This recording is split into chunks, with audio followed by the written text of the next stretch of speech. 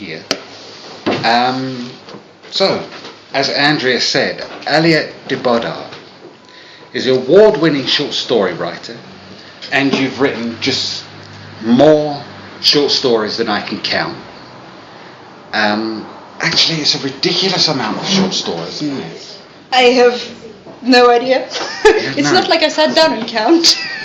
You should go on Aliette's website and look at just a few, or look her up on Wikipedia and just see how many short stories she said. It's an amount that makes me jealous. But you're also the author of the Obsidian and Blood trilogy, which is a historical fantasy set amongst the Aztecs, 15th century Aztecs. And most recently, her novel, The House of Shattered Wings, which is the first book in the Dominion of the Fallen series, which was released by Galantz, Mighty Galantz, and it's currently up for a BSFA award. And not to mention being on the radar of many other awards as well. You've sort of got a thing about awards, haven't you? You've won some and you've been nominated for a lot of others. Well, I mean, I have those really, really lovely Nebula trophies that my son enjoys chewing on, basically. I think it's the attraction. I have this great picture of him, like, looking at the very first Nebula award that I brought back, which is basically where he's going, like, it's a Lucite trophy with some planets in them, and he's going, like, what are these things? How do I get them? How do I get them out of here, Mom? But, it's always nice to win an award, it's always nice to be nominated. It is always nice and surprising. I always feel very honoured. I've been nominated for one. I didn't win, I'm not bitter. Much. Maybe my time will come. How does it feel to win? When they say your name and you get to go up? Well, I mean, the only two awards where this happened, because for the others I was not actually present when this happened, at the BSFA award, for which I discovered a very important lesson, which is you really should have a speech ready just in case. And the Nebula Awards, where I was jet-lagged and pregnant with my son, I think I was at 4 months and a half, so I was sleeping. And then somebody gave me a nudge and I was like, I had the speech, hang on, I remember the lesson from the last time. And then I went on stage and I was like, where did I put this speech again? So you had to be woken up for the second one. Pretty much. I mean, on the plus side, it reduces stress levels immensely. Oh, okay. So the ones that you weren't present for, who did you get to accept the award for you? The Locus Awards, I got Lily Yu to accept for me. Oh, okay. And the other Nebula Award, I couldn't go because I had a nursing baby, and a 12-hour flight with a baby was kind of not on my to-do list for the year. And so with the time difference, I actually found out at 6:30 in the morning, when all of a sudden my Twitter mentions exploded, my email inbox exploded. I was like, what? And then I was like, oh, Matthew's my husband. Matthew, I think I won a Nebula. Okay, lovely. Now, according to your bio, you have more computers than you need, which would give you something very much in common with my wife, as she might be watching on Periscope now. Hello, sweetheart. And you also have a deep love for cooking. So tell us about Aliette De Bodard. Where does she come from? Oh, a lot of places. Really. So I'm from France, more or less. So my mum came over from Vietnam in the 70s, like a lot of other Vietnamese people. My father's French, and I was born in the US, but like I've stayed about a grand total of 8 months, so it's not like I remember much. I'm told there are pictures. I haven't even seen them, but I don't feel a particularly intense connection, nor I do not have any memories at all. And I'm a computer engineer by trade, so I'm no longer programming. I mostly tell other people what to program currently. Oh, so you're the one in charge? I don't know. They argue back a lot. Does it count? Are you the one we come to when our computers fail? Can we complain at you about? You can try. The thing is, I mostly do embedded real-time systems, so they're not really like your average computer. They're more like the little chips that you put in metros so that they can run automatically. So if you have a problem with that kind of thing, yeah, maybe. I have absolutely no idea what you just said. I would imagine that's a fairly specialized problem. Is when you run a driverless metro system, so yet there's a computer in charge of checking that, for instance, your trains do not crash into each other, that they start on time, that they run on time, they do not throw passengers out the window by braking too fast or going too fast, that sort of thing. Oh, okay. So, not the sort of person that you want to upset then? No, but technically I don't think I'm actually allowed to kill people, so... To my employer, sorry. Okay, well, swiftly moving on from that. Among your short stories, you have the Suya series, which seems to be an ongoing series of sci-fi that you keep going back to, sci-fi tales that are set in a future that's founded on an alternate history. What's the inspiration for that universe? It's a patchwork of a lot of things. I mean, I've been writing the Suya stories for close to 7 years or something. I kind of always wanted to do galactic empires in space, but instead of being based on the Roman Empire, which is something I don't particularly know anything about, I wanted to base it on like Imperial China and Imperial Vietnam, so on the basis of like Confucian empires rather than Roman or Greek ones. I also wanted to have stories in which you actually... I really like the idea of artificial intelligences and having artificial intelligences like mingling with people, and how you would have like different kinds of beings on different kinds of timeline. Because like obviously if you had an artificial intelligence, it would like live for a longer time than a human being. I was watching Star Wars Episode 3, Attack of the Clone. The last one. Revenge of the Sith. Revenge of the Sith. Yes. See, I've blanked out on the title. It was that bad. And we got to the bit at the end where Amidala dies in childbirth, and I was like, this is a society that has deeply screwed up priorities. It has all this shiny science, and it still hasn't solved the maternal mortality problem. And so I wanted to do something in which it would be like recognized that giving birth was an inherently fraught thing, but I don't believe personally that we're going to get into a future where like people are still going to die in childbirth. We probably are going to get to a future where, you know, we offload births into incubators and that sort of thing, rather than actually having women bear it. So I couldn't come up with a way to make this work, and I was like, oh, I know what. There'll be like incubating ships, and that will be new and dangerous and exciting, and that would be what gave me my dangerous birth. And then I sort of unrolled it from there. Oh, okay.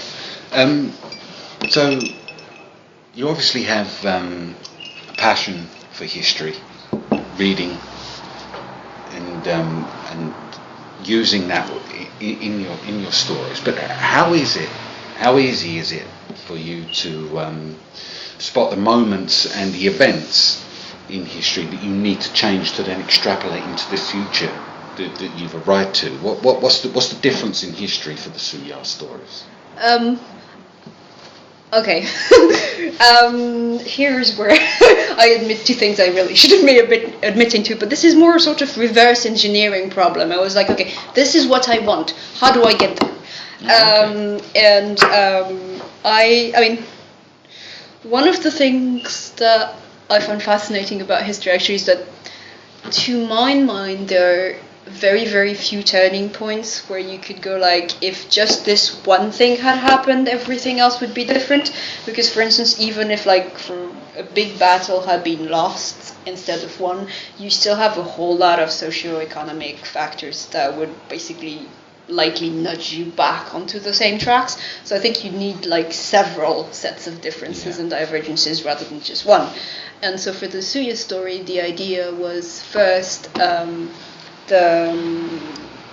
like in the 16th century, at the time of the Ming Dynasty, China basically took a turn towards extreme Confucianism and basically shut themselves off. So they had this program going of like tribute ships that got all the way down to Indonesia and other places. And because due to various factors, various court factions and everything, they sort of scaled back and said, okay, we're just not going to do this anymore, we're going to focus on ourselves. So I imagine that actually what would happen was circumstances would change at court, and the faction that really wanted to trade and really wanted to explore would win that round. And the second thing I imagine would happen was a freak storm, because everybody needs a freak storm, and one of the ships got lost and basically ended up all the way in Alaska, where it had a bit of a surprise. Oh, okay. And so this was like in the early 15th century, so a couple of things happened, which is like smallpox arrives ahead of schedule in the Americas. And because smallpox arrives ahead of schedule, and because China actually had vaccines against smallpox, it is not as devastating as it was in the actual late 15th, early 16th century when it did arrive in the Americas through the conquistadors. And the second thing that happens is that China has a very particular approach to things, including colonization, which mostly involves, like, if you think like us, you're like us, we don't really care what color you are, what you look like, because, like, this is obviously a land of 1 billion, I mean, it didn't cover the whole billion people area, but it was still a fairly big and heterogeneous empire, so they didn't really classify so much by appearance as through behavior. Yeah. So, and in some areas, they just gave up altogether, and they were like, okay, these are barbarians, you know what, just pay us tribute. We can't be bothered. So a lot of the Native Americans also survive. And when the influx comes from the West, there's a very different kind of dynamics that gets established. And when the space race starts to happen, you have essentially, like, you know, Native American empires, the ex-Chinese colony, which has now become independent, a bunch of Asian countries which did not go into decline and did not get colonized, but instead continued to flourish as China continued to flourish. And one of these is ancient Vietnam. And Europeans, which actually kind of lose this round and sort of mope and get really, like, segregationist and racist and even more deeply unpleasant than they were, but less powerful. And then you get to have galactic empires in space, and I fudge at this stage. Okay, so the galactic empires in space, they sort of they're representative of how the shape of things to come happen on Earth. And with the scientific innovations that you've got in the Surya universe, how close do you think you've got to a viable progression to this future from the alterations that you've made in history, you know? I don't really know. I mean, to my mind, it's really hard. It's like, I would rather have, like, really cool stuff than, like, an actual rigid progression of science, because it's really hard to guess where science might go. Yeah. Because if you, like, take a century ago when they think they had mostly solved everything, we just have those one or two problems, but other than that, we're, like, fully capable of explaining the workings of the universe. And what happened is that those one or two niggles became quantum theory, general relativity, and string theory, which are like three major things. And so if you took a guy from the 1850s and told him about today's science, he would go like, no way, hang on, I'm going to have to check on this, I'll get back to you. Yeah. So, you know, if you take this now and extrapolate to, like, say, 5 or 6 centuries in the future, the Arthur Clarke rule pretty much applies. It will seem like magic, because there's, like, too much of a gulf. So I kind of err on the, like, okay, this is cool, there's stuff that happens in space and it's vaguely plausible, but it doesn't actually have to be like actual working by today's understanding of science, because I go by the principle that hopefully we're going to find new things, cool new things, we're going to have technological breakthroughs. And also, I mean, I write articles for journals for my day job, and I kind of don't want to write that in a science fiction story. So for me, the story is as much about the world building and the characters, and the whole plausible science is the background, but not what I personally want to be the focus. And I enjoy reading stories where this is the focus, but this is not the kind of story that I personally feel that I can write, because it sounds a little too much like what I do for a living. Okay, well, I mean, there seems to be that blurring of the lines, especially more often happening today than at any other time, that blurring of the lines between science fiction and fantasy. And I read once that if you take a scientific idea and you extrapolate it beyond the realms of discovery or invention, then you're kind of into the realms of fantasy. However, do you think that might come in a little bit with the Suyar stories, or would you kind of class them as science fiction? Well, I mean, I class them as science fiction because they have a lot of the tropes, I guess, of the genre. So you have spaceships, you have planets, you have colonization of planets, etc. I do use them as a springboard to sort of like mix in Vietnamese history and mythology.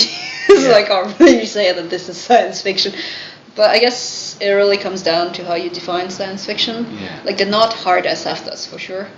But to me, they're more kind of something in the vein of Ursula Le Guin, or like more like soft, I guess not really anthropological, but like cultural SF with a strong cultural and interpersonal component. Okay, so maybe space opera is the best term for... Yeah, somebody came up with a term once and I forget what it was. Space soap opera. Space soap opera. Okay, I like that. We can coin that now. We'll say that that's ours. You know, Dallas in space with Vietnamese. Yeah. But what would be using instead of oil? Fish sauce. It always works. Fish sauce in space. You heard it here first. All right. So if I move on to the Obsidian and Blood series, would you like to list those books for us? The 3 books in that trilogy. So there's Servant of the Underworld, Harbinger of the Storm, and Master of the House of Darts. Okay. So these are historical fantasies, showing off once again your love of history, and about 15th century Aztecs. And by the way, they've just had some awesome new covers, and I suggest that you go and buy the books, but go and look at the covers. They're fantastic, aren't they? They're really great, yeah. But they're also billed as crime mysteries, aren't they? So set up the world and the stories for us, and then tell us what drew you to this specific Okay, yeah. The idea between the Obsidian and Blood series is it's a kind of like... Okay, you know how there are historical mysteries, basically that, plus what if the belief system of the Aztecs was real? So what if you could actually do magic with blood sacrifices, and what if that was the only way to keep the world from ending? Which obviously has scope for like a lot of, shenanigans and high stakes. And the idea is that the main character is Akal, who's the priest for the dead, so the equivalent of like the head of the order of coroners in ancient Mexico, and who basically keeps being dragged into plots to end the world, and he would really much rather stay only at home and dissect his dead bodies, thank you, but people keep trying to end the world. Okay, so what drew you to 15th century Aztecs? What was it about them? There's a story in there somewhere. Spanish courses, actually. I took a number of years of Spanish courses. As in France, you have to learn 2 what they call living languages. So you have to learn 2 living languages, and then I've got one dead one, which is ancient Greek. Nobody really speaks it, and then there's the ones that people actually speak. And in Spanish courses, you read stuff about the conquistadores and the Aztecs, and how terribly bloodthirsty those people were, and how terribly justified the conquistadores were. And it doesn't take a genius to start looking at this and go like, hang on, I'm not sure these guys are the best character witnesses ever. And so I started reading up on them, and the one thing, I read all those books, those historical fiction books that was set among the Aztecs, and one of the things that struck me is they were all about the ending of the world. Like, they were all set in the years right before the conquest, and they all had this, like, this is a world that is doomed flavor, and this is kind of like, this is, there was kind of this really uncomfortable undertone of like, this was really a fucked up system, and we're really glad it's like past. And I was like, yeah, sure. I mean, they had like blood sacrifices and everything, and customs that we would think of as not being terrific today. But then, in the Middle Ages we had torture, and that's not really cool today either. No. So I started reading up on them, and actually one of the fundamental things that differed on was like, they thought torture was like this really like weird inhuman thing, because like pain was something that you offered up to the gods. Like, why would you use it to like find gold? Like, why? And so there was this fundamental misunderstanding coupled with like a lot of bad faith on the part of the conquistadores, who were this really not nice people, for want of a better word, and who and those really mismatched conceptions. I'm really one of the things that I'm really fascinated by is like how different cultures approach different things, and how you basically have, I'm not sure misunderstanding is the right term here, because like it was willful, at least from the part of the conquistadores, but like when you read the Aztec accounts, it was very clear that they did not understand the concept of total war. To them, like, war was a ritual thing, and so as soon as you torched your opponent's temple, you stopped. And they didn't understand why the conquistadores kept going on. And they didn't understand why they kept breaking the rules of war. They didn't understand, like, that this is really, like, it's painful to read, because they're like, we're following the rules. Why are you guys not playing by the rule book? And the conquistadores are like, barbarians, blood sacrifices, evil, also gold. So one of the things I really wanted to do with these books was show that, here's a vibrant civilization. It has its problems, but like every civilization has its problems, and it lived and it breathed, and it had like the time at which I set them, 1480, is round the end of their rise, close to the max. It's a few years before the maximum extension of the empire. It's at a time where they were starting to like get into a stable system, and I really wanted to show that they were people, basically. Yeah. Okay. So I don't know how well that worked out. But. So the main character is something of a detective. Well, you have to have a detective in a murder mystery thing. Absolutely. So he's a detective. He's got sidekicks, several. So is it almost like the Aztec version of Holmes and Watson? Yeah, I think actually the closest equivalent would be Brother Cadfael. Do you know, I was thinking of that. I should have said that. Can we rewind that so I can say that instead and make myself look clever? So do you think you'll return to that universe the trilogy is written? Do you think there's more stories there, or do you think it's more important for you to move on to a different era of history that might kind of tap into your interest? A different culture. I mean, there's certainly more stories there. One of the things that I spent 5 years working on them, and I sort of feel like one that I need to move on into. It's like it's a culture that was like felt new and shiny to me, but that also is a real world culture. And on balance, I kind of feel like I want to reconnect more with like my personal roots, so Vietnamese and French, rather than go around doing like writing complicated books about other people's cultures. Yeah, basically. okay. So do you think that's where you'll kind of be heading into in the future with the Vietnamese mythology, history? Well, at least for the time being, and we'll see. Yeah, okay. So now, House of Shattered Wings. I don't know if any of you have read this book. It's out now from Galant's, and I have my copy of it here.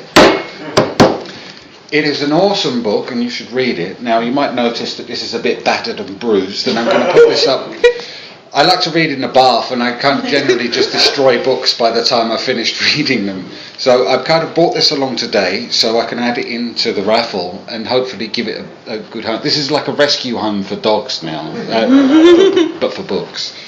I had that happen with a book. So, and I'm sure, Aliette, if you decide to pick it up and give it a better home than I've given it, Aliette will be happy to sign it for you as well at the end of this. So if you listen carefully, you can still hear it crying.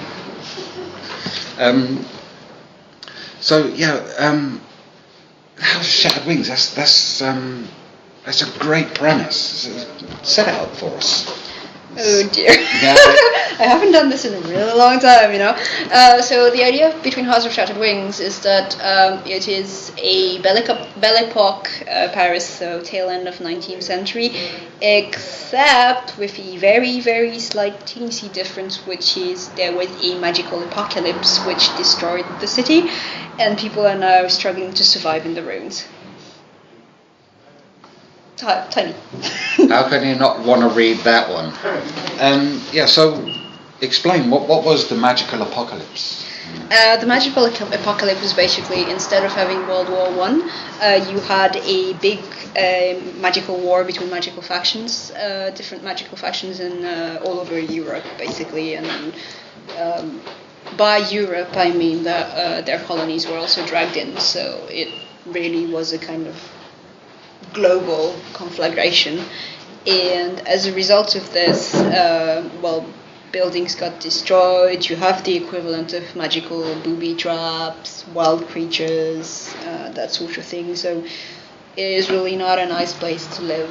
It's not a nice place to live as well anymore. And there's we have fallen angels in the world where the angels which are not fallen are kind of almost hiding from the ruin of the world.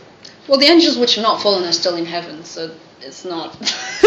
But yeah, the premise is that the part of the magic is derived from fallen angels. So either like the fallen angels wield it naturally, like they breathe, and you can steal it from them if you want, if you're brave enough, and they're weak enough. I wouldn't be brave enough. You need to read this book to understand why. I'm a wimp anyway. I'm a bit of a coward, but you need to read the book to understand why you just wouldn't do that. Well, I mean, you can also ask them nicely, but they're by and large not nice people. Being a fallen angel does that to you. You're kind of taking your life into your own hands asking them, though, aren't you? Well, yeah, but I do feel beholden to mention this possibility. I'm not saying that I personally would do it, for instance. It's one of the things that impressed me about House of the Shattered Wings, the House of Shattered Wings. I said that title wrong, didn't I? If I do it again, just hit me. A bit of entertainment.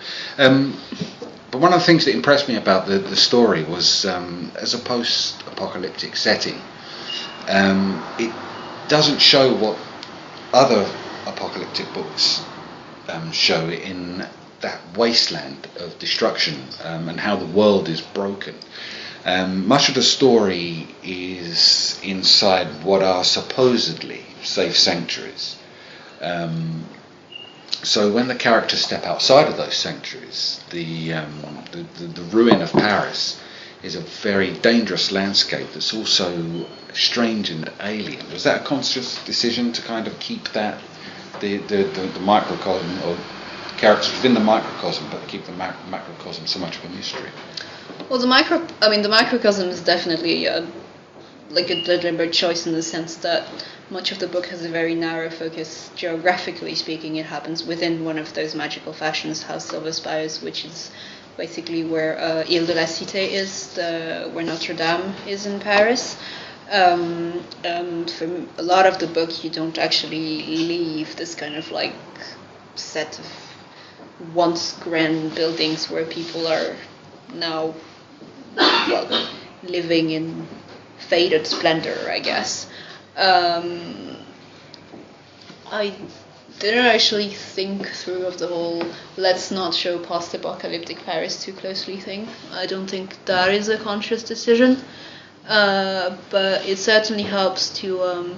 One of the themes of the book is like how do you survive and what price do you pay for surviving in an environment like this? And obviously, it's not like this is an innocuous thing, because everything that you do to survive, you take it from someone else.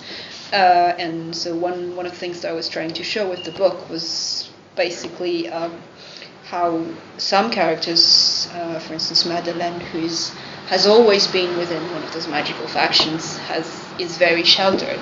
So when at one point in the book she actually has to leave, it's a bit of a like, oh my god, shock.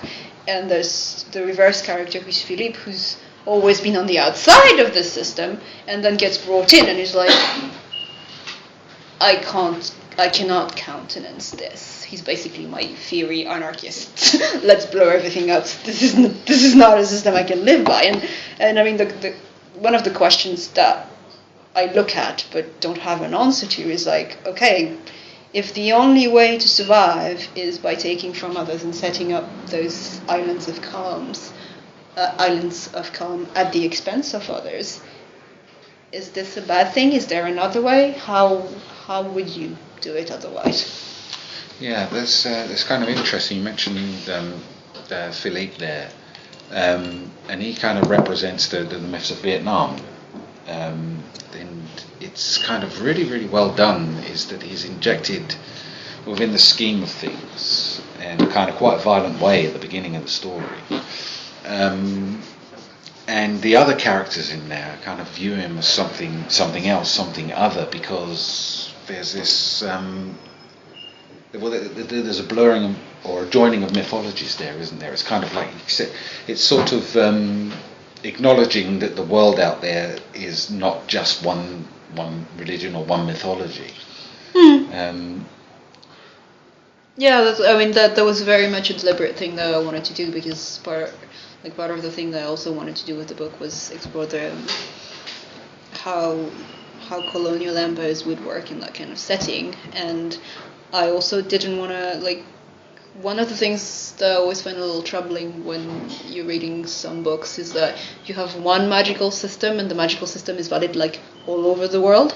And so one of the problems with that is very frequently your magical system is based on Christian mythology, and then everything else in the world becomes subordinate to a basically based on Christian mythology system, which gets really, really problematic when you consider the history of Christianity and its tendency to sort of take over other parts of the world, or at the very least being used as a pretext or as a shoring up in pretty much a lot of colonial empires.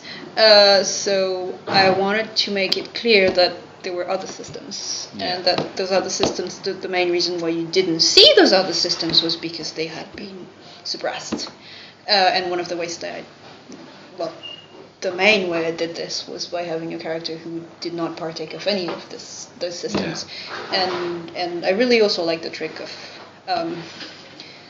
you start with Philippe, you start in his point of view, you start by having his thoughts, by empathizing with them, and then as soon as you shift into the point of view of another character, he is exoticized, he is othered, he is not understood.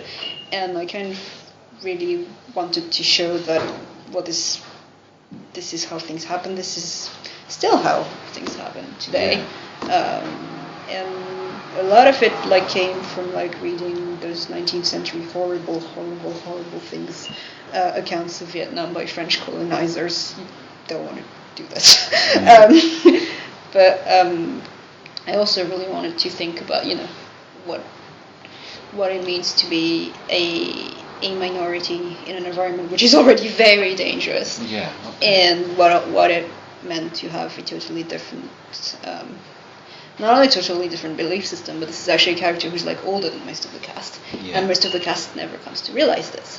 And I think part of it was this whole, again, it's not misunderstanding because a lot of it is partly willful, but the gulf that this creates and the consequences of this.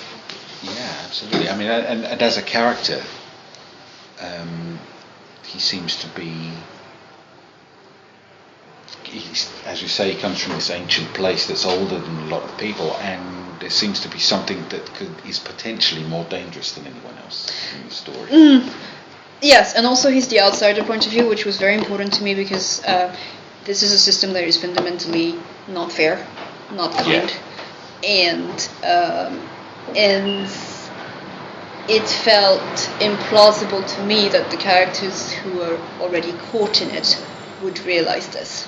Right. So he is in many ways, I'm not sure if conscience is the right word, but he's in many ways the voice of, hang on a minute, this is not right. Yeah. Well, yeah, because he's been, certainly at first he's held against his will. Yes, and let's set fire to the whole thing. Yeah. So the sequel to House of Shattered Wings is going to be the House of Binding Thorns, which is something to look forward to. Are we going to will we see more of Philippe in that, more of his past and his secrets? Oh, we're gonna see more of Philippe. It's more House of Binding Thorns is, with the proviso that this is still at draft stage, so it's, possibly Gillian is going to come back tomorrow and tell me to chuck it all in the bin. But the idea was more to focus it on another house, which is the House of Hawthorne, and also on the Vietnamese Dianamite community and the Dianamite mythological creatures that you see in the first book, and it's a sort of reflection on how you try to exist coincidentally with powers that are not friendly. It's inspired a lot again by what happened in the 19th century in Southeast Asia, where the French and the British and the other European nations arrived, and people had to make more or less good choices to survive. So take us through the houses of the books, the factions. Oh. And who is the head of them? Okay, so there's House of Aspires, which is the focus, the titular house, the House of Shattered Wings. It's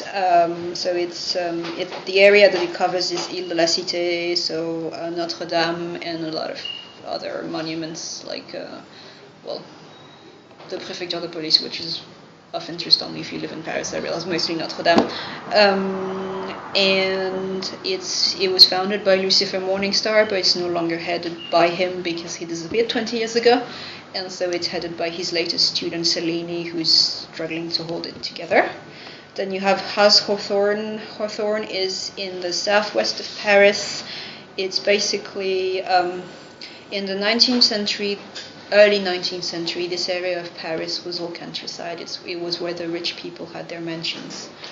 And then it sort of became absorbed into Paris gradually as the 19th century wore on. So Hawthorne is, as a nod to this, mainly known for its gardens. It's quote-unquote beautiful gardens. You have to realize that beautiful covers, anything that has not been nuked to ashes and debris. So they have gardens. They're sort of trees. And it used to be headed by Euphere, and there was a sort of civil war within the house, and so now it's headed by a fallen called Asmodeus, who has a reputation for being ruthless and really unpleasant. And then there's House Lazarus, which is the third main one, and Lazarus it's where there's a station in Paris called Gare Saint-Lazare, which is near the great department stores, and so it's around that area. It covers a very small area. House Lazarus has a main distinction, which is that its heads have never been fallen. It's been founded by a mortal, and it's been headed by a series of mortals ever since it's been founded. As a result, it's less powerful, smaller, and it's very, very good at setting other houses at each other's throats in order to survive. Arguably, I would say, actually, the most successful house.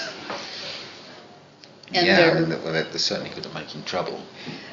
Yes, but this is how they work, and it served them very well. And then there's a host of other minor houses, but those are the three main ones. That kind of cloak and dagger nature to the houses. There's this great sense going through the book that the other houses will kind of like get together to undermine one particular house, but the houses that they've got together are actually trying to undermine each other as well. That kind of intrigue and the cloak and dagger nature of that kind of almost court politics. Was that something that you researched, that you looked into? Well, amusingly, what I research, it's not so much research as like part of the inspiration for House of Shattered Wings is like, okay, there's a lot of anime and manga, but we're gonna leave that aside for the moment. And the other inspiration was 19th century novels, French novels, and one of these novels is the Count of Monte Cristo, in which you have a lot of you have rich people who are temporarily allied, in this case to bring a man down, but 20 years later, what they're really trying is to bring each other down. And it's also, I find it very fascinating, this whole idea of like, you know, we're friends but only as long as your star is on the rise, and you have no friends left when you become weak. So a lot of the interplay between houses actually came from that kind of book. Oh, okay. Do you think you'll ever tire of blurring the lines of history and mythology within sci-fi and fantasy? Do you think? Rather unlikely, I think. I like history. I think it's like, one of the great things with history is like whatever you can think of has already happened somewhere. Yeah. So it's a good, I find it a good source of like both inspiration and I guess making sure that I'm not falling back on the same things over and over again. So it's really good to like read how things have gone in different parts of the world and try to sort of like meld this and merge this and twist it a little bit, so that it's not always, you know, me going in a closed circle with myself. Do you remember a time when history kind of first grabbed you, where mythology, you know, first spoke to you? I don't really know. I mean, my grandmother used to tell me a lot of stories, but I don't know, it's always been there, I guess. Do you prefer reading about it, or is it a case of, do you like watching the History Channel? I've never actually watched the History Channel. Well, I read a lot, though. It's probably a good thing. The History Channel only ever really seems to show two different subjects, doesn't it? There's the Second World War and the history of tanks or something like that. I'm really bad with TV, actually. It's like, I mean, I'm fine with movies, but with documentaries, I kind of like, with history, I like reading it in like small digestible chunks, and with like documentaries, it's kind of hard because you pause, you do 10 minutes, and then you pause, and it sort of doesn't make sense anymore. And also, you know, with my toddler, it's way easier to read books. Yeah, I can imagine snatching some quiet moments here and there. So, what do you think you'll go on to next after the House of Binding Thorns? Rest. Rest? Not sleeping, that sort of thing. I mean, is there any particular area of history that's caught your eye that you haven't gone into yet, that you thought, I'm going to come back to that one at some point or anything? Well, one of the things there's two things that I would really like to do. One of them is a Suya mosaic novel. So a series of like linked novellas, a sort of like generational tale of the same family with mine shafts and stations. It would require a buttload of research, and I have never found the time for it. And the other thing that I was really interested in was there's a Vietnamese a very important figure in Vietnamese history who's called U Tri, who was the advisor to one of the kings who broke away from Chinese domination, and he was disgraced and executed for basically they thought his wife had killed the emperor. And then there's all sorts of myths and legends that sprung around that, and it was a spectacular disgrace in the sense that there's some they killed all his family, like not only him and his wife but also his parents. They extinguished the line, and then about 20 years after that they were like, oh, maybe we've made a mistake, hang on, we're going to rehabilitate him posthumously. So he has temples and everything, but it's a sort of like really weird. I mean, there were a lot of political things going around. Yeah. We've got lots of myths, and I don't want to write an actual historical novel about this because obviously this is very fraught, and this is not my story to tell. But I would love to write an epic fantasy that would actually draw on some of these. Yeah. Okay. And I would need to speak better Vietnamese for that. So do you prefer to write in French or in English? I never actually write in French. Oh, don't you? No, I don't.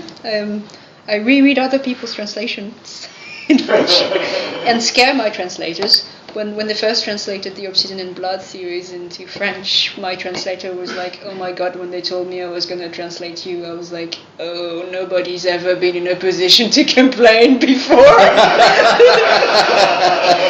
Fantastic. I'm coming to you. If I ever sell to a French publisher, I'm going to come to you to kind of check over my French editions. All right. So my final question is going to be the Gillian Redfern question. How is it that you are able to write such well-rounded male characters? Well, would you believe though when I started that people complained about all my male characters being effeminate actually, so I'm not really sure I'm like the poster child for this, and people actually still tend to complain about, but where are all the men in your stories?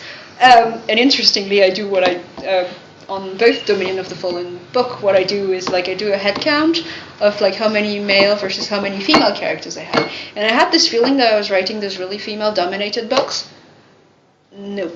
The split's about 50-50 between characters. Oh really? Okay. And so it's really interesting to see what perception you have of what is female dominated versus what is actually female dominated. Yeah. To come back to the question, careful observation. Careful observation and research. Well, yes, I can ask my husband. And we had one question from Olivia Wood on Twitter. And Olivia was the copy editor on my first two books. Hello, Olivia, if you're watching. She'd probably kill me. She's very scary, and I'm very frightened. But she wants to know, are your books listed under D or B? Or do you go for both for maximum coverage in a bookshelf? This is actually a terribly fraught question. Oh, okay. Because traditionally you should classify under B, because the D in De Bodard is not really anything but a from. Yeah. So it's what we call the particles, so it doesn't really have any existence. However, it's also an aristocratic name, and we're in a republic in France, so everything gets classified under D, which is basically where I end up. But my parents will be like, "You should be under B." And I will go and roll my eyes upwards and say, "Nobody's ever gonna look for me under B, Mum and Dad." But they're proud. No, they are proud, yeah, but and they're like, "Okay, we'll make allowances for the fact that you're being published by foreign publishers. They do not know." Mum and Dad, if you're watching this, hi! Okay, well that's fantastic. I'm going to open it up to questions now from the audience. Does anyone have a question for Aliette? No? Oh, Marcus. Marcus, you have a question? Obviously Paris is a very central character in these books. Do you ever feel like you'd like to write about other cities or other parts of the world in the same universe as the House of Chaplet Wings? Yes, but I get a little scared by the boatload of research thing, and I'm like, I would need to actually, mind you, I could take a holiday there and do a long research trip. There we go. You tell your husband that. I've got to go on a research trip. You have to excuse me for a month. I could try this. He would kill me currently, but yes. In your head, do you have any sort of vague images of those cities? Have you worked that bit of the world out without the research? Or? Yeah, I sort of very vague in the sense that I know they're all in various states of ruin and that you have kind of the same system in place. I would kind of like to tackle London actually, but I would need to work out how things actually are. Well, yeah, you could come and live in London for a while. I can crash, yeah. Anybody's got a spare sofa? Any more questions? David? Very quick question. First of all, I'm very pleased to be the first committee member to welcome you to come, even though we're in London. You're a very busy lady. Not only are you up for, and the question is, how do you fit this all in? First of all, you're up for 2 awards here in the book, as you know. The main House of Chat wins, and then you're also for short story in Clarence World. And you've got the family to take care of. We briefly met the big chairman, little chairman at WorldCon, and that's expanding now. It's great news. You've got the work with a well-known train company, which I'll talk to you about over the weekend with all my friend. And this, how do you fit it all in? It's a very busy, do you have to compartmentalise your life or what? Because you're very busy.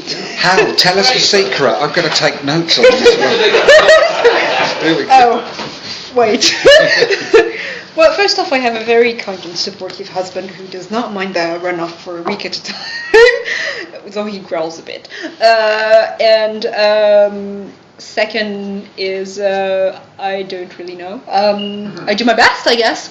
I have a 1-hour commute both ways, which is great for writing. I can do things when the toddler is sleeping, although that's getting a little harder right now. And I have learned to say no, although I'm still not very good at this. So, rule number 1, do not overcommit, and I will understand that rule one day. There you have it. Oh, and also, some balls get dropped, and I will apologize profusely, and hopefully they will not be the important spiky ones. Yes. Anybody else? Question? Yes, just think what I want to ask. Yes, I'll actually go to Obsidian London novels actually on this one, I think. I noticed when I started looking into things that effectively, you've got detectives there, various secondary characters, important characters obviously in the Aztec Empire. In fact, so far as I could trace down, despite the fact we're looking at a period about 50 years before the Spanish come in,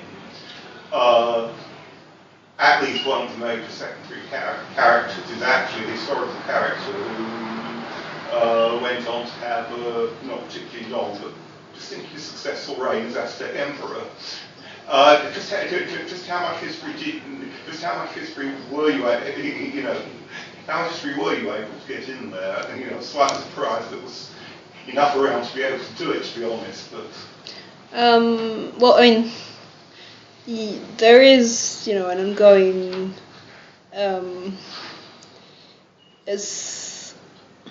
I don't know if scarcity of resources is the right word, because when somebody's actually gone to the trouble of torching all available sources, I'm not really sure we can speak of that as though it was a natural phenomenon.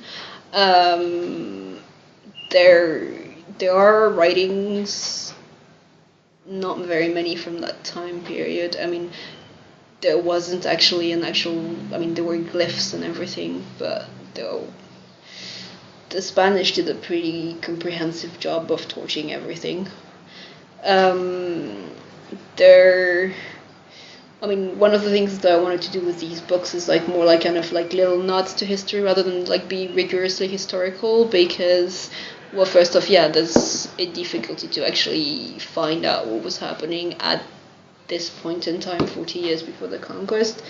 And the other thing is they're fantasy books, so I also don't want to make you believe that they're the actual, historical, this really happened kind of thing. They're not secret histories or anything, it's just, and it's not like the world nearly ended 3 times in 1480. So it's mostly little nods here and there. I didn't actually get into them. There's some larger historical context, and very clearly I made some choices which diverge from that. Excellent. Anybody else? Hello. I was just going to ask a bit about Aztec's wings and Phoenix magic and how that intersects with others, and is that something you're going to do more moving forward to the next one, or is it even? I know it's a lot more. Not finished. I find that fascinating. I love the way that you describe the feel of the different magics and how they work together or don't. Well, I mean, a lot of it is like a lot of Philip's magic is based on a mixture of Vietnamese medicinal theories combined with a solid dose of Taoism and Buddhist ideology, and to some extent, there's something in Vietnam that they call Sino-Vietnamese, which is the stuff that got imported from China, basically, when China colonized Vietnam, which is a very peculiar kind of old-fashioned thing, and it's also like a totally different set of words, for instance, in the language. In fact, a book like in House of Binding Thorns, you see a little more Philippe, a lot more dragons. So there will be. There will be more. Yes, there will be more dragons. Anybody else? Question? Have you ever written poetry?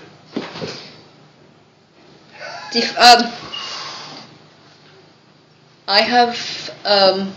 I wrote one poem and I lost it, and then I have written like bits and pieces of poetry for stories that hopefully are not too terrible, but it's not actual original poetry in the sense that I needed something that could pass off as like.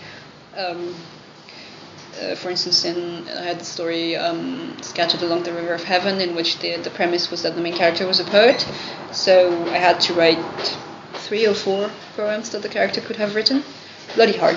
And then in the latest one, at one point, in House of Binding Thorns, one of the characters is also like a scholar, so he composes a poem, and I was like, why do I keep doing this to myself? Why? It's like, it's not only poetry, it's also poetry that is written in Vietnamese and translated into English, so it has to sort of sound good in English without being too English, if you know what I mean. So, and, filtered through French values, and like, dear past self, why did you think this was a good idea? Best, the author. So, it's mediocre poetry, I would say, in the service of fiction. No, I think it's being unfair on yourself, because the reason I asked is that I read On a Red Station Drifting just for the title. I just thought it was so beautiful, just that, and the book, and the language used is so poetic. And poetry is almost a magic system in itself. In that book, certainly, it's used, misused, misunderstood. And House of Chateaubriand seems to do the same thing too, where a facility with language is the equivalent of almost the characters have supernatural powers or uncanny powers. So that someone can do things with words, whether it's couched in, whether it's courtly intrigue, or someone being really, really discreetly horrible and elegantly vile to someone else, and they just have to kind of come up with a way of doing it back. It's a bit like, but with words. Well, I mean, I'm a writer. I like words, and also English is not my first language, so there's always for me a particular kind of relationship with the language, which is I find some things really pretty that probably people find totally trivial, but. Well, if you read House of Shatwings, and you really, really should, it is one thing everybody will agree on, is the fact that it is absolutely beautifully written, and you really should treat yourself a copy too. So I could see you kind of like going, oh well. Yeah, this is my dive under the bed face. Yeah. I do it a lot. Yes. I have practice. Well done. I'm glad you picked that up. It is really beautifully written. Any more questions? Hello. Have you bookmarked any other eras of history for future projects that you got on a pencil pad somewhere and you think, I'm going to write a book about that era? Not really, no. I kind of tend to improvise a lot. More, as I actually shape a project rather than the reverse. It's not so much the area of history as I have this idea, and then what can I think of historically that would sort of fit the bill. So, for instance, for House of Binding Thorns, I was like, we're going to deal with the encroachment of houses on an Anamite magical kingdom. So, let's research 19th century Vietnam and see how that played out in this context.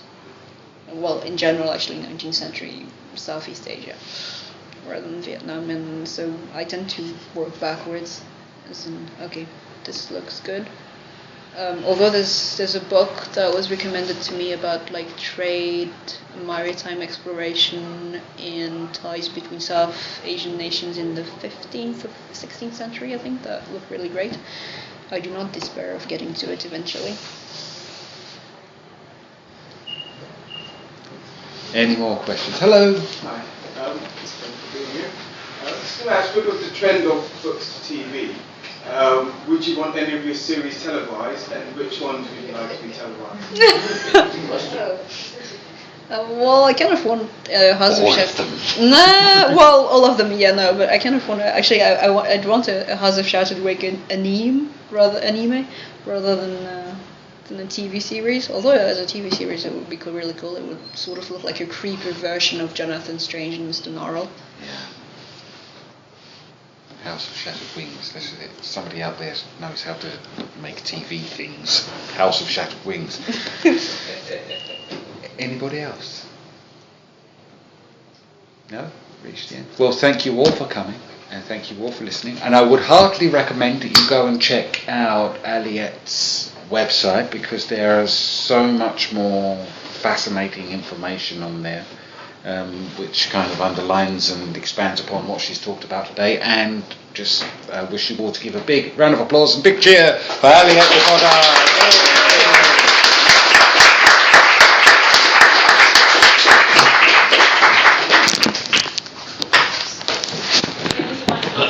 I suggest we have a 10-minute break, and after that we do the raffle. So if you want to buy some tickets, David's your man. Yeah.